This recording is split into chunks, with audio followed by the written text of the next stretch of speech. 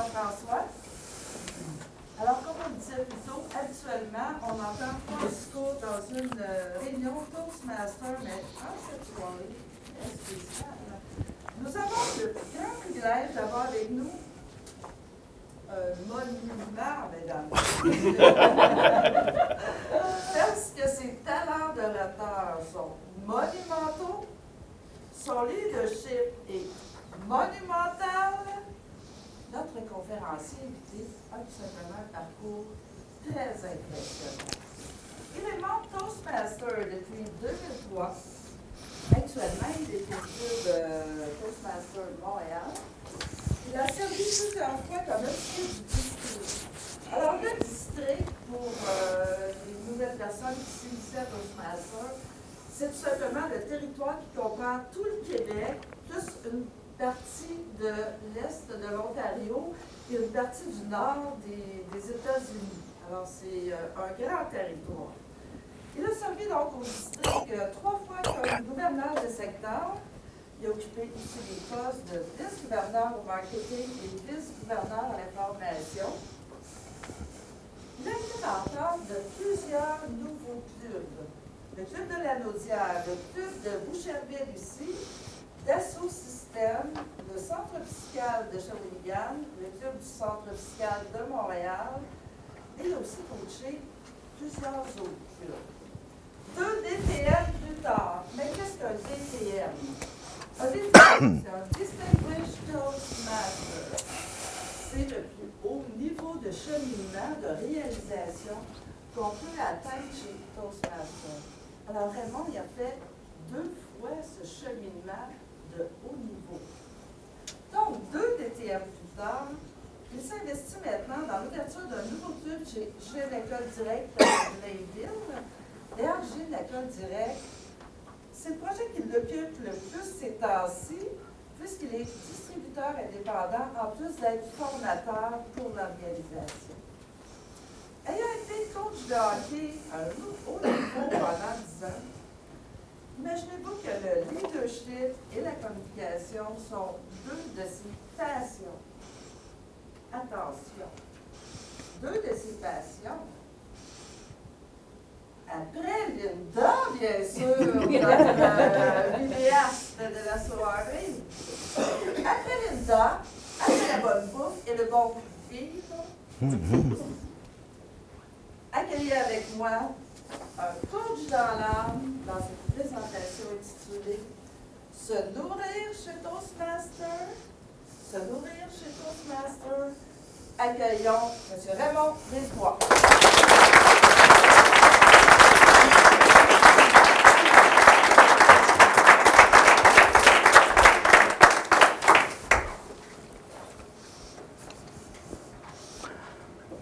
Imaginez la scène de départ. Nous sommes aux portes du ciel. Et un groupe d'anges se dirige pour voir Saint-Pierre. Ils sont curieux. Ils sont curieux de savoir de quoi a l'air le paradis et de quoi a l'air l'enfer. Alors Saint-Pierre dit, pas de problème, suivez-moi. Alors il prend le groupe et il se dirige vers une grande porte, une immense porte. Et là, il en trouve la porte et à l'intérieur, il y a une grande table ronde avec des gens autour de la table. En plein centre de la table, une grosse marmite. Et ça sent bon. Il y a une fumée là, qui s'échappe de la marmite. Et ça a l'air vraiment bon. Seul problème, c'est que les gens autour de la table ont l'air malheureux. Ils ont l'air malades. Ils n'ont pas l'air d'avoir de plaisir du tout. Parce qu'ils ne peuvent pas manger. Ce qui arrive, c'est qu'ils ont de longues cuillères d'environ 14 pieds pris après le bras. Et ils ne peuvent pas porter la cuillère à leur bouche. Alors, ils ont faim. Ils n'ont pas de plaisir du tout. Alors, Saint-Pierre dit au groupe d'anges, vous venez de voir de quoi a l'air l'enfer. Et là, il dit, suivez-moi. Il se dirige vers la deuxième porte. Même pas. On trouve la porte, même grande table ronde, même marmite avec un potage fumant, ça a l'air bon. Sauf que tous les gens autour de la table ont du plaisir. Font des blagues, se tapent dans le dos, ont l'air bien portants. Et ils ont pourtant les mêmes longues cuillères de 14 pieds au bout du bras.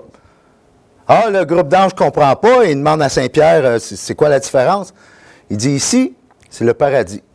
Les gens ont appris à se nourrir les uns les autres. Alors, Madame l'animatrice, merci de cette très belle présentation. Monsieur le maire, chers collègues Toastmasters et à tous les nombreux invités, il me fait plaisir d'être ici ce soir pour vous faire une présentation sur comment se nourrir chez Toastmasters. Mais attention, fiez-vous pas à la taille du présentateur. J'aime bien me nourrir, mais ce n'est pas de ça qu'on va parler ce matin, ce soir. Je suis membre d'un club du matin, je dois m'habituer. Se nourrir chez Toastmasters, dans le fond, ce que je veux faire avec vous ce soir, c'est vous donner quelques trucs sur comment maximiser votre investissement de temps, d'argent, d'énergie et tout ce que ça peut comporter comme investissement chez Toastmasters. Parce que j'aime bien comparer Toastmasters à un buffet.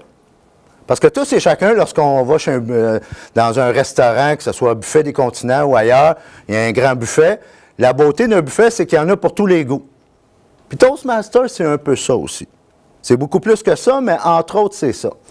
Et vous allez voir que la meilleure façon de pouvoir profiter du buffet, c'est de faire en sorte d'aider les autres autour de vous à pouvoir aussi profiter du buffet. Mais, vous allez voir, on fait face à quelques petits défis.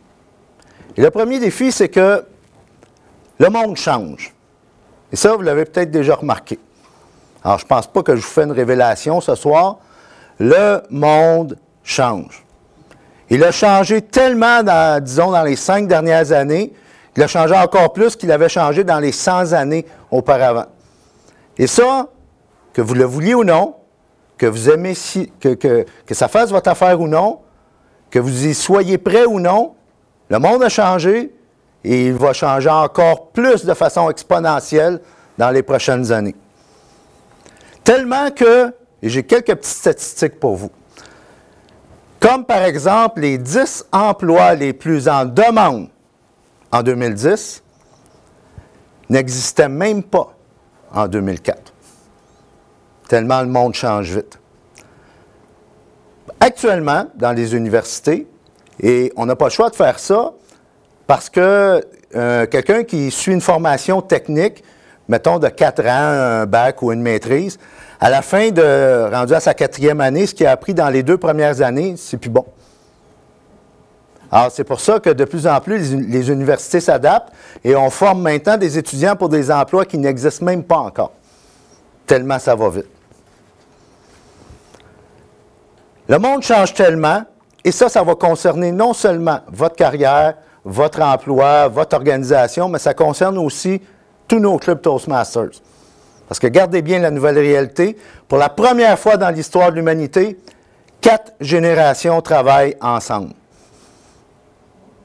La génération de « écris-moi », la génération « appelle-moi », la génération « envoie-moi un courriel » et la génération « texte-moi ». Ces 4 générations, maintenant, sont dans le monde du travail et travaillent ensemble. Et Toastmasters étant une micro-société, c'est la même chose. On retrouve les mêmes personnes et il faut s'adapter à ça. Une semaine d'information dans le New York Times équivaut à ce qu'une personne avait dans toute sa vie au 18e siècle. Alors, on vit dans un monde surchargé d'informations. Mais, la bonne nouvelle, même si ça peut représenter un défi, on va le voir, c'est que malgré tous ces changements, on fait encore affaire avec des êtres humains. Et ça, on l'oublie. On est tellement envahi par la technologie, on est tellement envahi par les médias sociaux, par toute cette nouvelle réalité, que j'aime toujours faire l'analogie qu'on peut envoyer avec une certaine facilité un homme sur la Lune, mais on a de la difficulté à traverser la rue pour souhaiter la bienvenue à un nouveau voisin. Fait que malgré ce monde qui change à une vitesse fulgurante, on fait encore affaire avec des êtres humains et foncièrement, l'être humain n'a pas changé. Ses besoins, sa façon de réagir, et ainsi de suite. Comment on peut, dans ce monde qui change, maintenant se démarquer? Comment on peut faire face à cette nouvelle compétitivité? D'ailleurs, une des statistiques que j'ai omis de vous mettre, le pays sur la planète où il y a le plus d'anglophones, c'est la Chine, avec 300 millions de personnes parlant anglais. Si on prend juste les enfants surdoués de l'Inde, ça représente le total de tous les enfants en Amérique du Nord. Alors, le monde change. Mais comment on peut faire face à ça? Bien, justement, une organisation comme Toastmasters va venir aider, va venir nous outiller, va venir nous équiper à faire face à ce monde-là. Entre autres, par le leadership et la communication. Et j'ai fait exprès, vous allez voir, pour mettre leadership en premier. Parce que Toastmasters est une organisation de leadership. Oui, si vous avez besoin de vous améliorer comme communicateur, si vous avez peur de parler en public, si vous voulez devenir un meilleur présentateur et ainsi de suite, Toastmasters, c'est la place.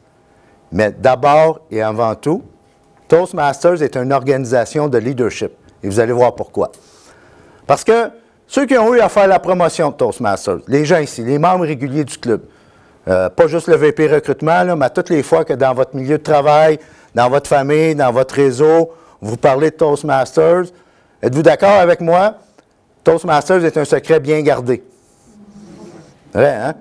Et est-ce qu'on vous a déjà fait la blague que Toastmasters, est-ce qu'on fait des toasters? Oui. On vous a... Bien, c'est vrai.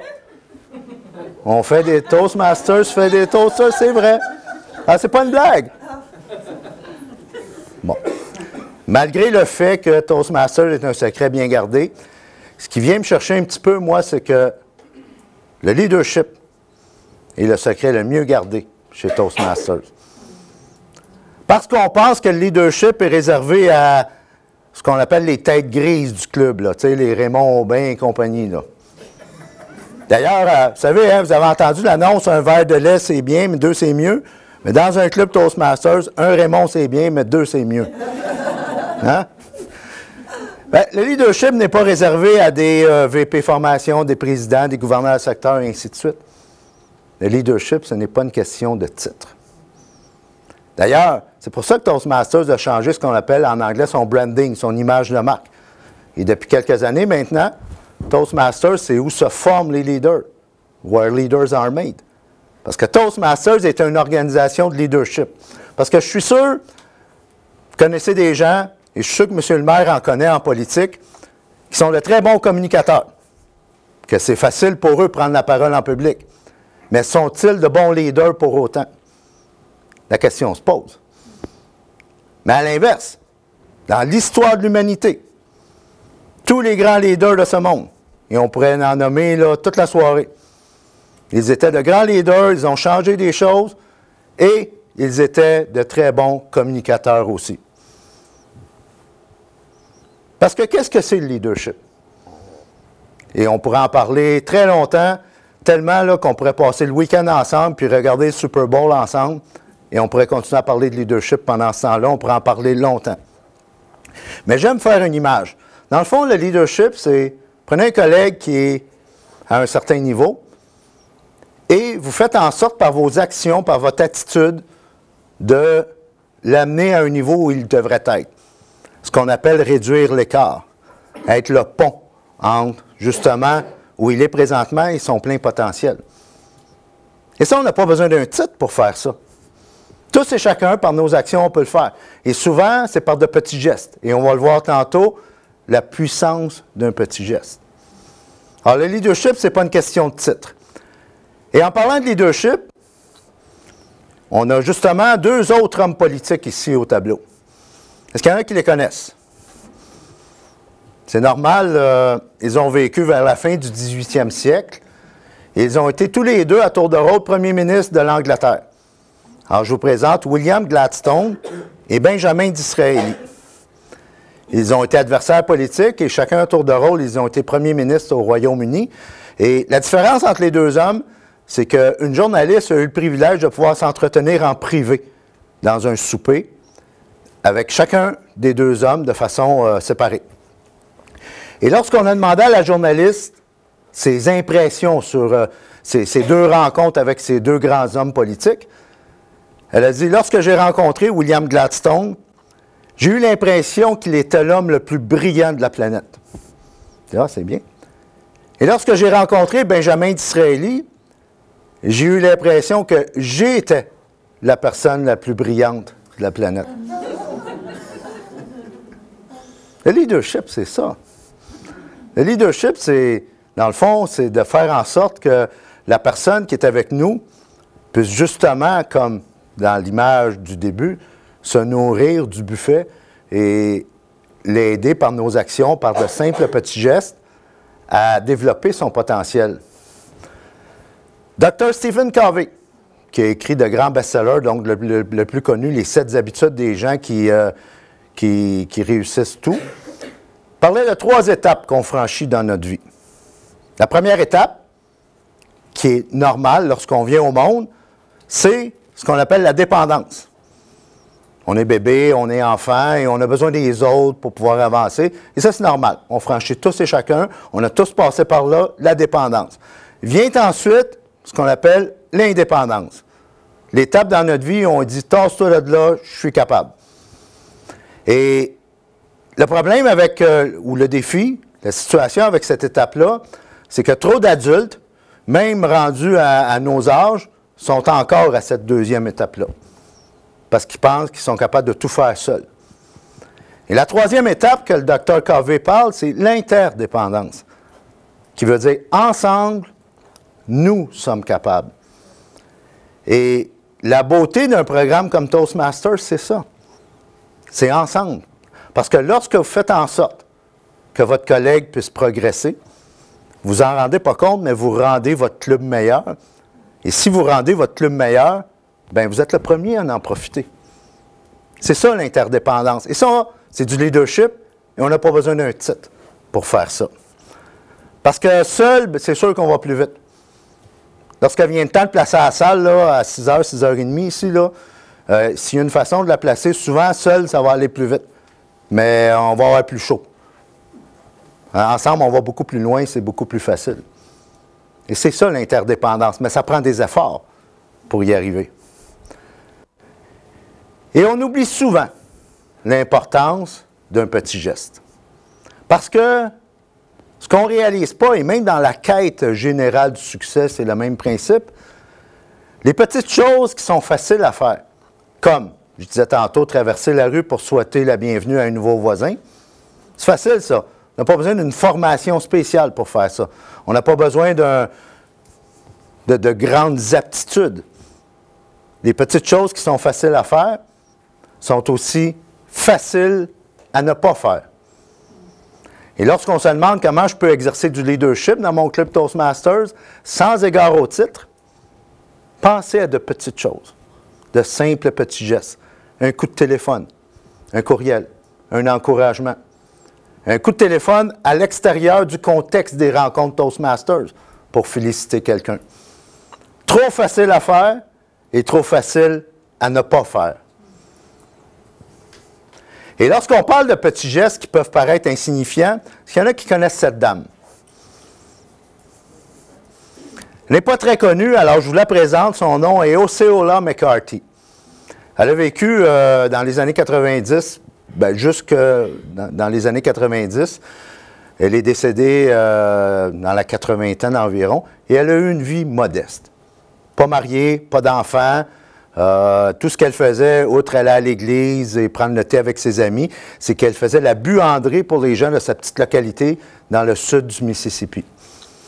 Et pendant toutes ces décennies-là, ce qu'elle faisait, c'est que systématiquement, les 10 sous, les 15 sous, les 25 sous qui allaient devenir des dollars et ainsi de suite, elle mettait ça à la banque.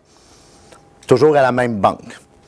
Et après plusieurs décennies, les employés de la banque ont commencé à la connaître et sentant qu'elle arrivait vers la fin de sa vie, bien, on l'a pris à l'écart et on lui a demandé, Osceola, as-tu une idée combien tu as accumulé après toutes ces années-là? Et elle n'en avait aucune idée. Alors, elle avait accumulé tout près de 300 quelques mille dollars.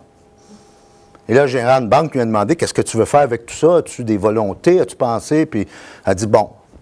Alors, ce qui est venu à l'esprit en premier, c'est que je vais donner 10 de ça à mon église. Je vais donner un autre 10 à mes neveux et mes nièces. Et tout le reste, j'aimerais créer une fondation afin que tous les jeunes noirs qui ont des rêves, qui ont du potentiel, bien, puissent se permettre justement de poursuivre des études supérieures pour pouvoir justement réaliser ces rêves-là et réaliser leur potentiel. Et à cette époque, l'Université du Sud du Mississippi a reçu le plus gros don individuel de son histoire, tout près $250 000. Ted Turner, le fondateur des Braves d'Atlanta et de CNN, a vu ça. Il s'est dit, si une dame de cette condition peut faire ça, mais moi, je vais donner $1 million. Elle a été reçue par Oprah, elle a reçu une médaille présidentielle de Bill Clinton et elle a passé à plein d'émissions de télé. Alors, je ne vous connais pas tous personnellement et je vais présumer qu'on n'a pas tous $250 000 à donner à une université ou à une fondation de notre choix. Mais le point ici, c'est que tous et chacun, par de simples petits gestes, qui, systématiquement, jour après jour, semaine après semaine, mois après mois, font boule de neige et créent un momentum, on peut faire une différence dans la vie des gens. Et ça, c'est du leadership. Et elle n'avait aucun titre, cette dame-là. Le leadership, ce n'est pas une question de titre. La preuve, dans un Pizza Hut, il y a quelques mois de ça, une dame se présente tout juste avant la fermeture du restaurant et son mari étant à l'hôpital en phase terminale, elle a le désir de lui offrir ce qu'elle pense qu'à ce moment-là va être son dernier repas. Et le mari a l'habitude de saliver pour un sandwich boulette de viande. Et là, elle demande au préposé chez Pizza Hut s'il peut lui faire ça. Et c'est même pas dans l'ordinateur. Puis malheureusement, le restaurant est sur le bord de fermer. Mais là, il y a une idée. Il dit, attendez-moi. Va dans la cuisine, prends 2 pains à l'ail, les réchauffe, de la sauce à spaghetti, des boulettes, quelques légumes. Puis, excusez-moi l'expression, je pense qu'il n'y a pas de grammarien ici ce soir, mais il patente un sandwich. Et là, il ne sait même pas combien lui charger parce que c'est même pas dans la caisse, c'est pas dans l'informatique. Alors, donnez-moi 5 là, puis ça va être correct. Le lendemain, elle a téléphoné, elle a demandé à parler au gérant de ce Pizza Hut pour lui dire que son mari était décédé dans la nuit, mais que c'était le sandwich, le meilleur sandwich boulette de viande qu'il avait mangé de toute sa vie. Alors, tournez-vous vers votre collègue et dites-lui, pas besoin d'un titre pour être un leader.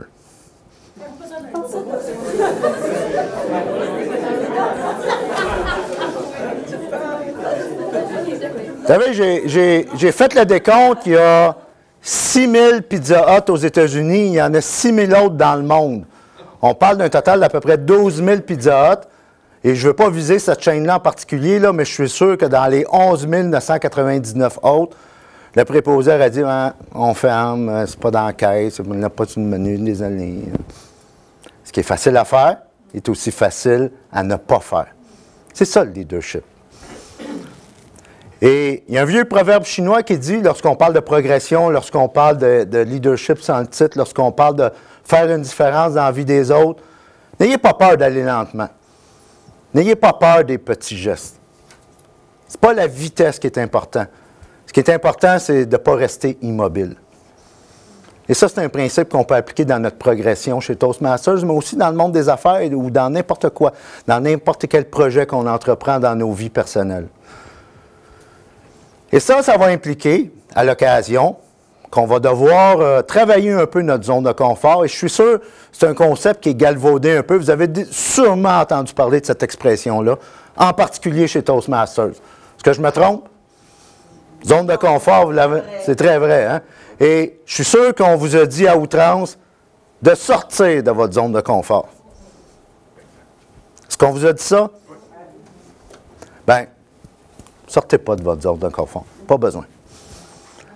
Parce que quand vous sortez de votre zone de confort, la première chose que vous avez le goût de faire, c'est d'y retourner. C'est naturel. Par de simples petits gestes. De jour en jour, de semaine en semaine, de mois en mois, faites en sorte d'agrandir votre zone de confort. Devenez confortable à faire des choses qui vous rendent inconfortable par de simples petits gestes. Et ce faisant, vous allez agrandir votre zone de confort et comme personne, comme être humain, vous allez grandir. Et c'est ça la beauté de Toastmasters et c'est ça le leadership. Parce que le leadership envers les autres commence envers soi-même. Et lorsqu'on fait ça, bien, ça prend un engagement. Parce que, est-ce qu'il y a des gens impliqués ici? En exemple, peut-être la question piège, là. C'est pas la première. Oui, hein?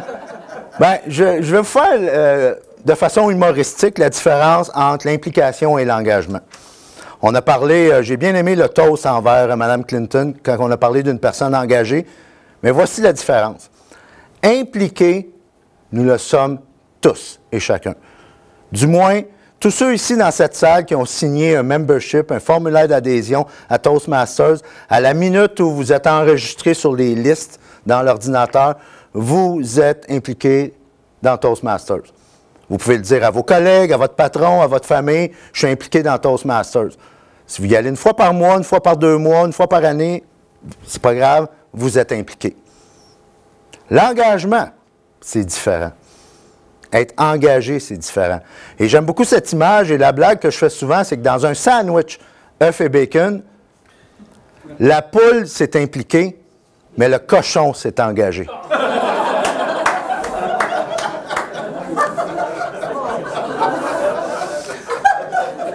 Ah, bien sûr, c'est une image. On ne vous demande pas littéralement de mourir pour Toastmasters. Mais le point, c'est que l'engagement, c'est une coche de plus que l'implication. Mais j'ai un cadeau à vous faire. Faites-le pour vous. Prenez un engagement envers vous-même. Prenez un engagement de voir le leadership sans égard au titre. Prenez un engagement de, par de simples petits gestes, faire en sorte de rendre votre organisation meilleure. Vous allez être les premiers à en profiter. Faites en sorte que vous allez tenter des choses et posez-vous la question, c'est quand la dernière fois que vous avez fait quelque chose pour la première fois? C'est quand la dernière fois que vous avez fait quelque chose pour la première fois? Est-ce que ça fait combien de temps que vous ne vous êtes pas planté? Si ça fait un petit bout, là, c'est parce que vous n'essayez pas assez fort. Alors, lorsqu'on parle d'engagement, il peut y avoir un engagement, par exemple, lorsque quelqu'un est élu président du club ou VP formation, c'est une forme d'engagement. Mais le premier que vous devriez prendre, c'est envers vous-même. Prenez cet engagement-là de faire en sorte, par de simples petits gestes, que vous allez agrandir votre zone de confort et que vous allez faire en sorte, par de simples petits gestes, de rendre vos collègues meilleurs. Vous allez faire en sorte d'aider vos collègues à profiter aussi du buffet Toastmasters. Parce que, quand on parle d'engagement, dans 2 jours, 3 jours, on a le Super Bowl, et le trophée qui va être remis là, vers 10-11 heures le soir, dimanche soir, s'appelle le trophée Vince Lombardi, pour ceux qui connaissent le football américain un peu. Et ce trophée-là est remis en l'honneur du premier coach de football qui a gagné le Super Bowl, Vince Lombardi. Et Vince Lombardi, bien, Toastmasters, lorsqu'ils ont refait leur image de marque, j'étais pas dans les bureaux, mais ils ont dû penser à lui. Parce que je vais vous le traduire, je vais vous le paraphraser. Il dit que les leaders on devient leader. On ne naît pas leader. Parce qu'il y a un effort à faire. Parce qu'il y a des sacrifices à faire, mais c'est le prix que tous et chacun on doit payer pour atteindre un but qui en vaut la peine. Alors, lorsque vous êtes venu, lorsque vous avez adhéré à Toastmasters, vous aviez un but. Bien, si ce but-là en vaut la peine, il y a certains efforts à faire. Mais la beauté, c'est que vous n'avez pas à chercher le home run, le gros coup de circuit, puis tout ce que vous avez à faire, c'est de simples petits gestes, jour après jour. Faites en sorte de rendre votre club meilleur, de rendre votre organisation meilleure, et vous allez être les premiers à en profiter. Et je vais vous laisser sur 2 personnages. Lorsqu'on parle de simples petits gestes, souvent, ce qu'on va parler, c'est de faire, dans le fond, quand on prend un engagement envers nous-mêmes, ce qu'on fait, c'est de découvrir qu'est-ce qui nous fait vibrer, quel est notre talent intérieur, et lorsqu'on fait briller ce talent-là, bien, on donne la permission aux autres de pouvoir le faire aussi. Et ces 2 personnages-là ont souvent été confondus. On reconnaît tous Nelson Mandela, mais juste à gauche de Nelson Mandela, son nom est Marianne Williamson. Et on a souvent prêté à Nelson Mandela un célèbre discours qu'il avait fait lors de son investiture comme président de l'Afrique du Sud. Et ce discours-là, bien, c'est cette dame-là dans un de ses livres qui l'a fait. Et j'ai seulement quelques copies, j'ai omis d'aller au photocopieur, mais vous allez quand même pouvoir le distribuer. Et je demanderai, tiens, je vais demander à M. le maire de venir me rejoindre en l'avant. Ah, non. Comme un scout, toujours prêt. Et je vais vous demander de le lire. Ça au complet? Ben, le côté français. Ouais, OK. Notre peur la plus profonde n'est pas que nous ne soyons pas à la hauteur. Notre peur la plus profonde est que nous sommes puissants au-delà de toute limite. C'est notre propre lumière et non notre obscurité qui nous effraie le plus. Nous posons la question, qui suis-je? Moi, pour être brillant, radieux, talentueux, merveilleux, en fait. Qui êtes-vous? Ne pas l'être. Vous êtes un enfant de Dieu. Vous restreindre, vivre petit, ne rend pas service au monde. L'illumination n'est pas de vous rétrécir pour éviter d'insécuriser les autres. Nous sommes nés pour rendre manifeste la gloire de Dieu qui est en nous. Elle ne se trouve pas seulement chez quelques élus, elle est en chacun de nous. Et au fur et à mesure que nous laissons briller notre propre lumière, nous donnons l'inconsciemment aux autres. La permission de faire de même, en nous libérant de notre propre peur, notre puissance libère automatiquement les autres. Merci beaucoup. Plaisir.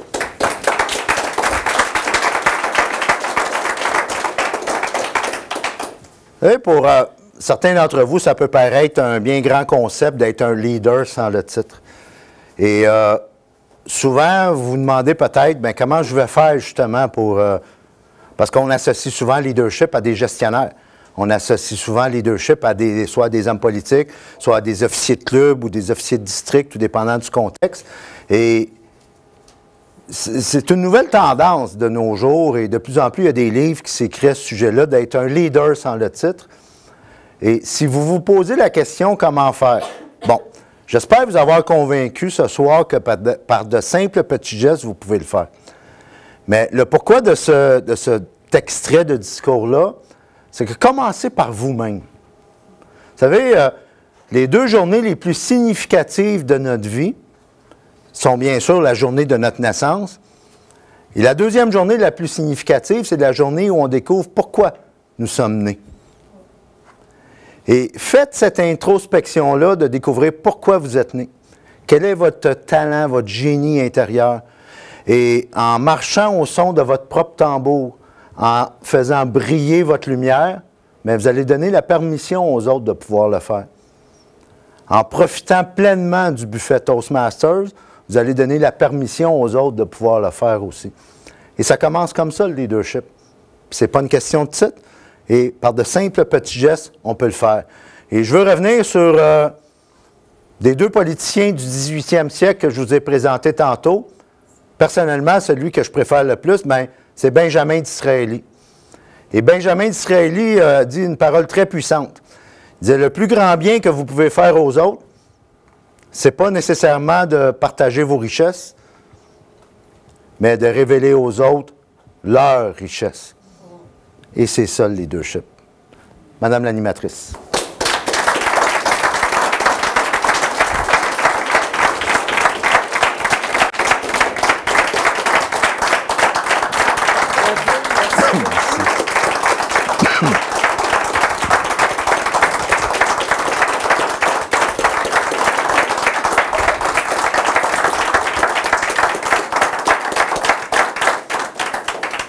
Merci beaucoup, Raymond. Non, pas. Si vous me permettez, je vais maintenant faire un petit geste de plus pour le remercier. Oh, merci beaucoup. Merci beaucoup pour cette présentation très motivante, très énergisante, très stimulante. Sentez-vous que vous pouvez faire aussi, par des petits gestes, apporter beaucoup aux autres, à vous-même aussi. Sur ce, on a besoin de... Moi, je ne sais pas pour vous, mais j'ai tellement d'énergie que Raymond vient de me transférer de par son message que j'ai besoin d'aller libérer cette énergie-là Ah. en prenant une pause, en socialisant, en partageant tout ça. Alors, on fait une pause d'une quinzaine de minutes.